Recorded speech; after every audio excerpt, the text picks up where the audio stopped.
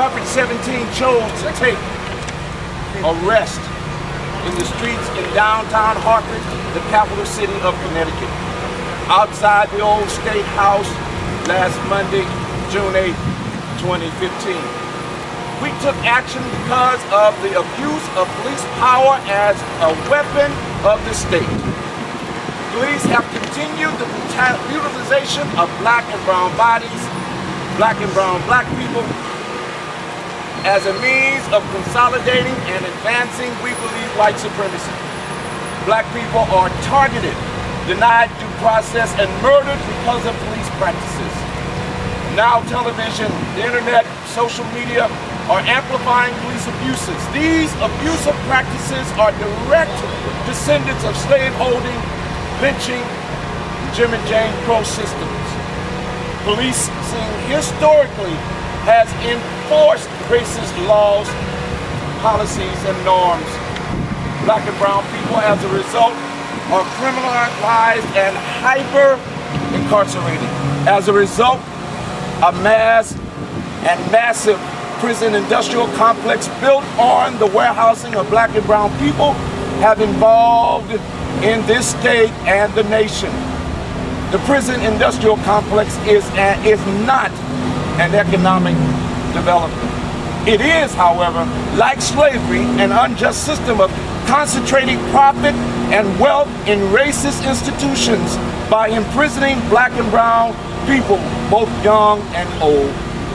Today, in the shadow of the courthouse, we proclaim our message in the public square. Courts are recognized by the governed as symbols of justice and venues for settling disputes. So here it is. Our dispute is this. Lethal brutality cannot be a tool of democracy. It should not be a weapon for state government or for local municipal police. End state-sanctioned killing and violence against our people today. So we call upon residents of the state of Connecticut and each officer in every law enforcement department to hold every Connecticut police department accountable for overreach and excessive force. We call upon Connecticut police departments across this state, you must become transparent about your arsenals. We call upon the justice systems to prosecute and jail officers who abuse their power. Police and municipal executives must take full responsibility for any act of brutality and swiftly bring perpetrators to justice. We call on enforcers and jurists to purge racism and oppression from every level of the justice system. Retrain police in nonviolent communication, anti-oppression work, trauma-informed practices, and meeting the needs of those with physical and behavioral challenges as well. That is what we call community policing. We call upon Connecticut lawmakers and policymakers to dismantle the school-to-prison pipeline. If you are an educator or a law enforcement officer or a parent or a policymaker, hear this. Policies that criminalize our young people and discriminatory disciplines are advancing racism and arresting our young people. That's right.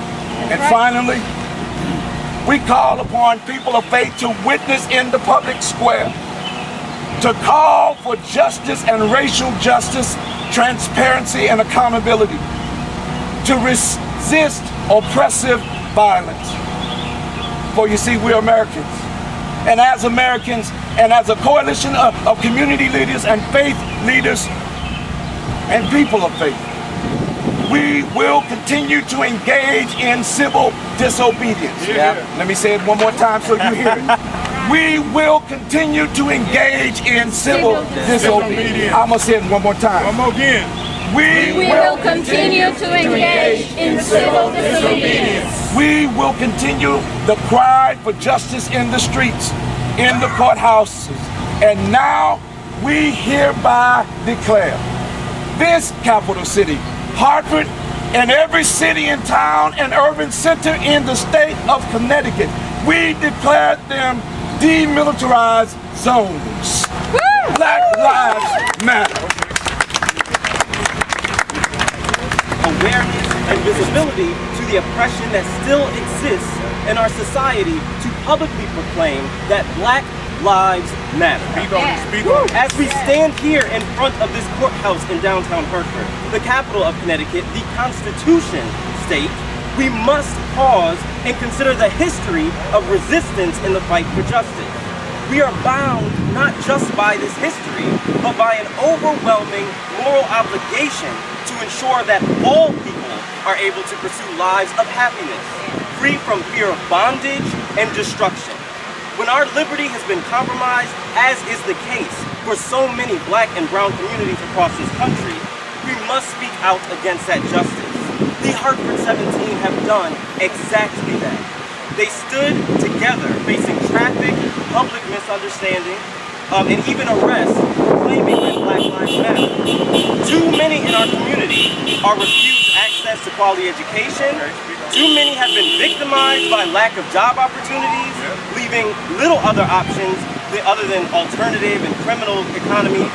Too many have been economically and socially railroaded into prison systems. Too many have been killed.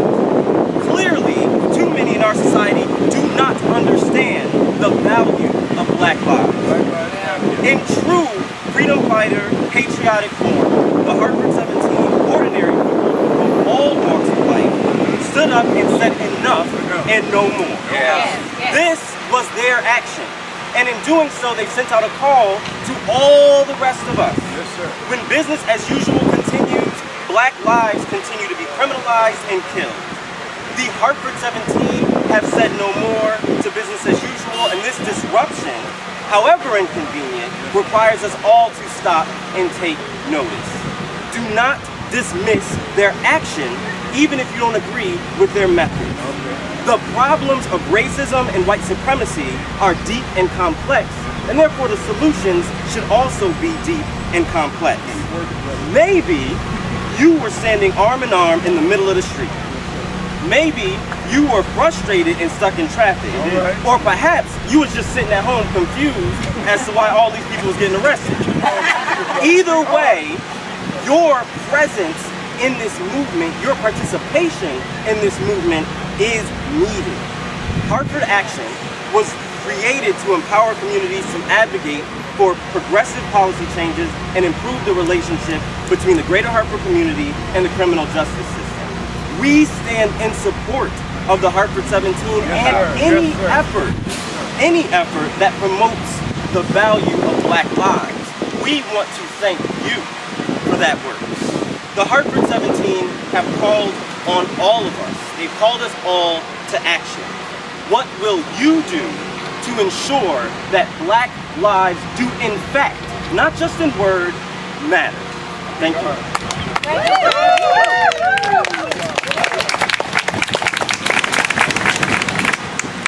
Black Lives Matter movement is extremely important to me, especially as a mother of boys and girls. I want my sons to be able to walk home uninterrupted. I want my daughters to go swimming and not have to worry about who's watching and how to act in a certain manner, to look a certain way. She can't. She's in black skin. I hear often the argument that there's a Black president, yes, and there's Black role models, yes, but from day to day, the way that Black people are seen, we're seen as a threat just because we're in our skin and we're seen like we're in the wrong place. We belong in every place, in every aspect, in every corner, and it's not a threat. If anything, it's a plus. It's a gain to society. And I am here as a 17 to say Black Lives Matter. All Black lives matter. My name is Oshun Hartford resident. OSHUNVICINT. Namaste, which means the divinity in me salutes the divinity in you. My name is Anthony Bennett, and for the past 21 years, I've been the proud pastor of the Mount Airy Baptist Church in Bridgeport, Connecticut. I come here as one of the Hartford 17 to join in solidarity with my brothers and my sisters. I join as a pastor, as a resident and a leader in the largest city in Connecticut to say this wasn't going to happen without Bridgeport being in the house. Because the lives in Bridgeport matter. I realized that there was some inconvenience caused, but you need to understand, beyond being a pastor and being inconvenienced by untimely deaths of our young men and young women, I'm inconvenient that I have to share with my 8-year-old son that he has to watch how he conducts himself for being perceived as a threat, even as an 8-year-old. That's inconvenience. I'm inconvenienced by the countless men and women that have to have conversations with their children about stuff that white persons will never have to have conversations about. That's an inconvenience. And so as a pastor, I realized that I just couldn't preach it from the pulpit. I had to take it and preach it in the streets. And I had to learn how to preach it without words. That's why I'm here today. And I'm one of the Hartford 17. I am here today in solidarity with my brothers and sisters to say that Black Lives Matter. We know historically that America has a problem with those deemed as the other, whether they be LGBT or whether they be black men and women. We also know that America has a history of using state-sanctioned police forces to somehow or another keep a leash on or exterminate black people. So I'm here today to say that historically America has been found guilty and willing of taking black lives, and we're here today to say no longer that Black Lives Matter, and we are proud to be part of a movement under the direction of Bishop John Selders that proclaims that Black Lives Matter. Thank you. We have a court date over there, and we can't be late. We will be available for media and individual media after our court proceedings. All righty? Bless you, peace.